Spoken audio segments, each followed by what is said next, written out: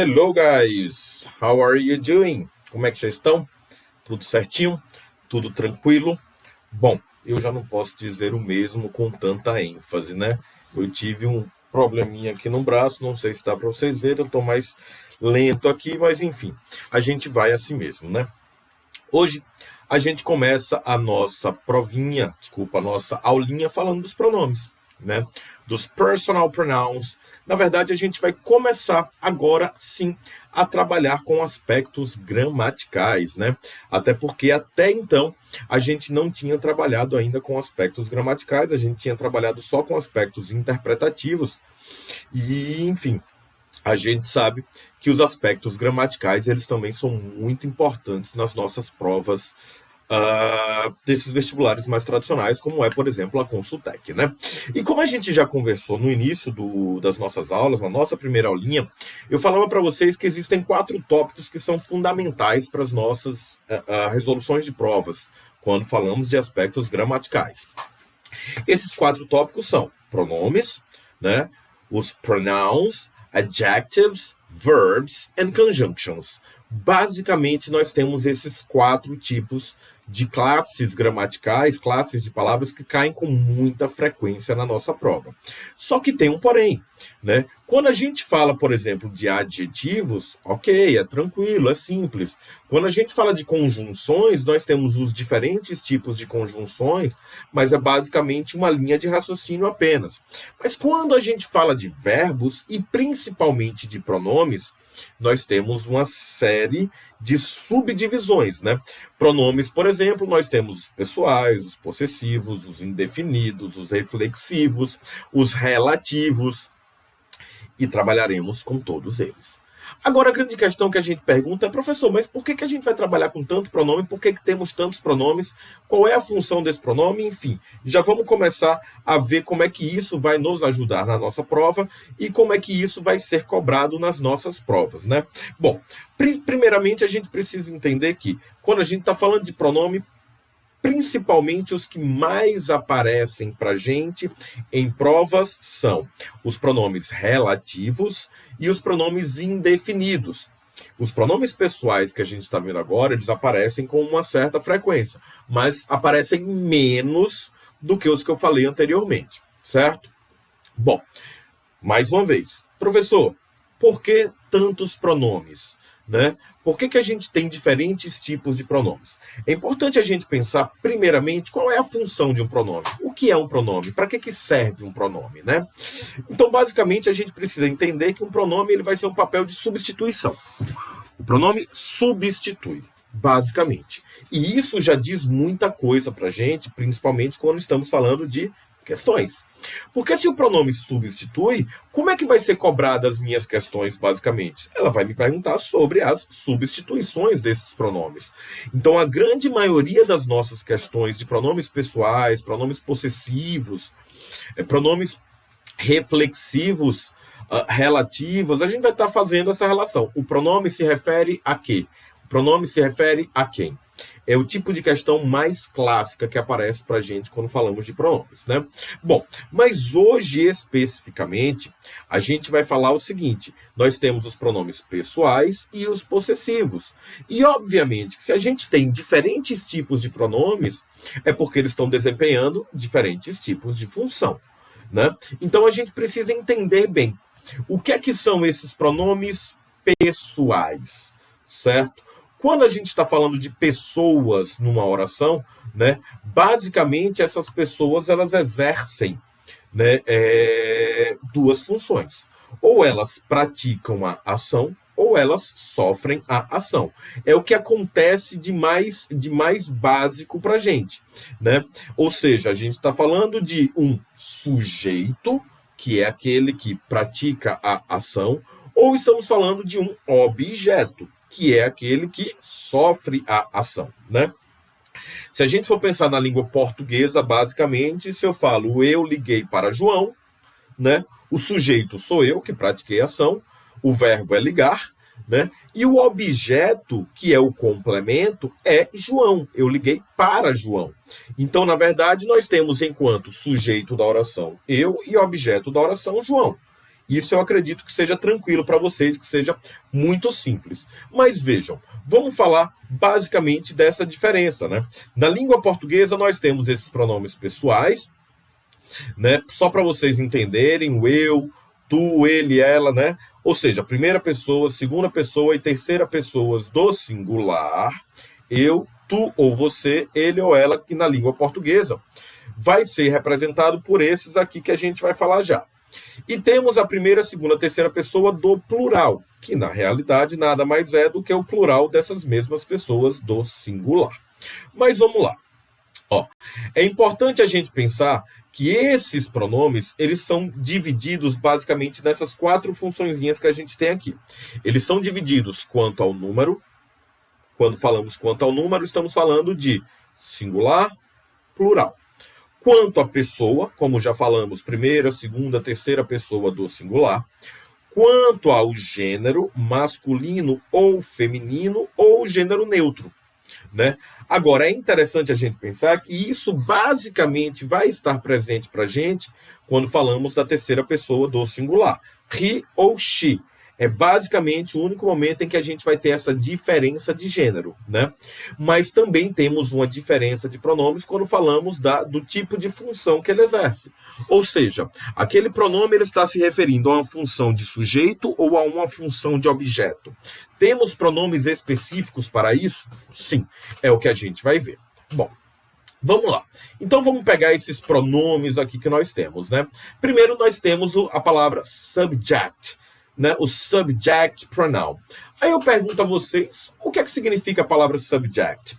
É muito importante a gente pensar que a palavra subject, certo, ela é uma palavra polissêmica. Quando a gente fala de uma palavra polissêmica, eu estou falando de uma palavra que ela tem vários sentidos. Poli, né? Uma pluralidade de sentidos. Sêmica de semântica, né? De sentido. Então, veja só. Subject, ele pode ter um sentido de, basicamente, assunto, certo? Ou seja, você pode perguntar aí, what subject are you talking about? Ou seja, qual assunto você está falando? Sobre o que você está falando, né? O subject, ele também pode fazer um papel de matéria escolar. Eu posso falar para vocês o seguinte, English is my favorite subject. Ok? E temos, por fim, o último tópico e o mais importante para nós agora. Porque subject pode fazer um papel de sujeito. Ou seja, nesse caso daqui, nós estamos falando exatamente dos pronomes que fazem papel de sujeito. Então, vejam. Pronomes que fazem papel de sujeito. I, que se refere a eu, you, que se refere a você, he, ele, she, ela e it é o pronome neutro. É interessante que o it, ele vai se referir, e ele é o pronome mais importante que a gente vai falar mais para frente, ele vai se referir basicamente a tudo aquilo que não for homo sapiens, né? Então, se a gente fala de animais, de objetos, de coisas em geral, enfim, tudo aquilo que não são homo sapiens, né? Nós temos o we, que vai representar a primeira pessoa do plural, ou seja, já é o plural do I, o you, certo? Que é o plural do you, e é interessante a gente pensar que, nesse caso, a gente tem a mesma palavra para o singular e para o plural. Em outras palavras, a gente só vai conseguir identificar se ele está fazendo um papel de sujeito ou de objeto, a depender do contexto. Porque o próprio verbo, ele vai ser sempre trabalhado como plural.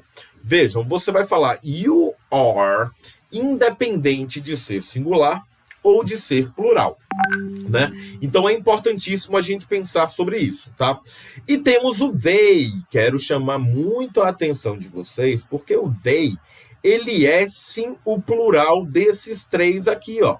A gente tem o hábito de pensar, de direcionar a nossa linha de raciocínio do they apenas para he ou she, certo? Mas é importante a gente pensar que one car, por exemplo, ele vai significar it.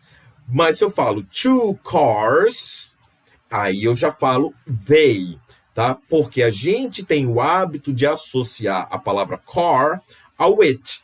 Car é objeto, então vai ser it. Mas quando esse objeto estiver no plural, ele também vai ser it. Ok? Desculpa, olha eu falando besteira. Ó. Quando esse objeto estiver no plural, ele vai ser they, certo? No singular ele é it, mas no plural ele é they. One car, it. Two cars, they. Beleza? Só quero chamar a atenção de vocês em alguns aspectos aqui. Primeiramente, o I, ele vai ter que estar sempre em letra maiúscula, certo? O he, como eu já falei, no masculino, e o she no feminino. Mas eu também quero chamar a atenção de vocês especificamente para a palavra it, que cumpre 3 funções específicas para a gente entender bem. Vamos lá. O it, ele substitui, certo?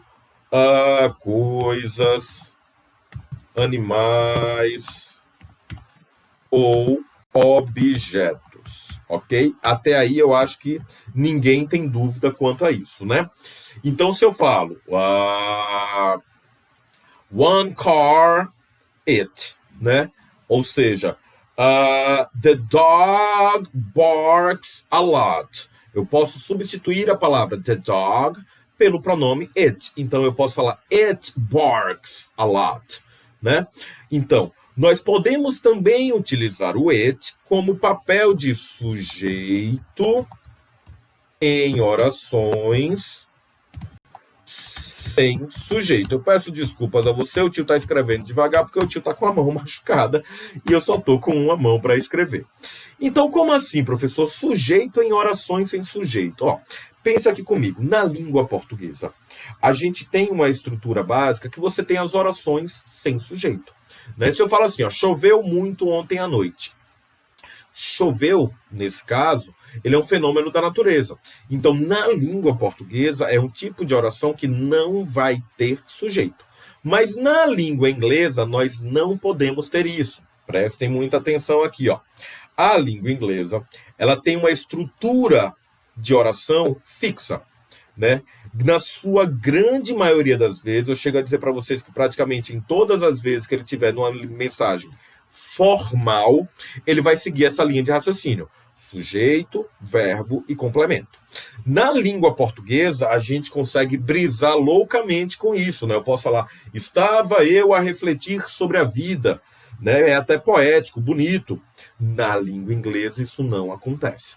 Porque na língua inglesa, ele precisa manter essa estrutura básica, certo? Então, quando a gente vai utilizar, por exemplo, uma oração de fenômeno da natureza, né, na língua portuguesa, eu posso colocar sem sujeito. Mas na língua inglesa, não. Porque eu tenho que ter o sujeito antes do verbo. Então, nesse caso, ele vai fazer o papel de sujeito. It rained a lot yesterday. Beleza? E, por fim, a palavra it pode retomar toda uma informação. Como assim, professor? Toda uma informação. Vamos lá. Se eu falo assim para vocês, Yesterday, I went to work. I worked all day long. After that, I came back home and I had to work more and more. Ok? Então, veja só, eu relatei algumas coisas para vocês em relação a ontem. Ponto. Quando eu for começar a minha próxima frase, eu vou falar assim, It made me feel tired. It made me feel tired. Quando eu coloco esse it made me feel tired, eu não estou retomando uma palavra específica, certo? Eu estou retomando toda a informação que eu coloquei anteriormente. Então, eu não estou simplesmente substituindo uma palavra, né? Eu estou fazendo um papel de retomada. Então, é por isso que eu falo para vocês que o it é o papel mais importante que nós temos aí, porque ele vai ter uma pluralidade de informações a serem colocadas aí para a gente. Bom, eu acredito que em relação aos subject pronouns, a gente esteja ok, né? Mas nós temos os object pronouns, que não vamos ter muito segredo. O object pronoun é só a gente pensar o seguinte, se o sujeito obrigatoriamente aparece antes do verbo, logo já pensamos que esse tipo de pronome aqui, ele vai estar sempre antes do verbo. Por quê, professor? Como eu acabei de falar, se eu tenho um sujeito, verbo e complemento como a estrutura básica, o sujeito tem que me aparecer antes do verbo. Eu vou ter aqui os object pronouns. Obrigatoriamente, o object pronoun, ele vai ter que fazer um papel de aparecer exatamente após o verbo, certo? Lembrem, o objeto é um complemento. Ah, professor, então todo complemento é objeto? Não, nem todo complemento é objeto. Eu posso ter simplesmente um verbo intransitivo e aqui ter um advérbio de tempo. Ele não é objeto, né? Mas ele é um complemento, certo? Então, veja só. Basicamente, eu acredito que em relação aos subject pronouns, praticam ação, aparecem antes do verbo. Object pronouns, sofrem ação, aparecem depois do verbo, ok? Importante aqui que a gente vai ter o it, similar, né? Mas aqui nós teremos me, you, him, her, it, us, you and them. É importante, mais uma vez, a gente frisar que nesse caso daqui, a nossa relação vai ser diretamente com o verbo. Então, nesse caso aqui, ele vai estar relacionado ao verbo, ok? Agora vejam, nós temos também, além dos personal pronouns, tá? Nós temos também essas questõezinhas que vocês vão receber elas aí na apostilinha, ok? Nós temos também exatamente aquelas palavrinhas. Ai, não quero isso agora. Nós temos também aquelas palavrinhas que fazem um papel de uma relação de posse. Agora pensem comigo. Se nós estamos falando de uma relação de posse, nós estamos falando basicamente, tá, de uma relação não com o verbo, porque a relação de posse ela vai se dar com o substantivo, porque quando a gente está falando de uma relação de posse, a gente está falando de alguém que possui alguma coisa, não é isso? Ou algum objeto que possui alguma outra coisa.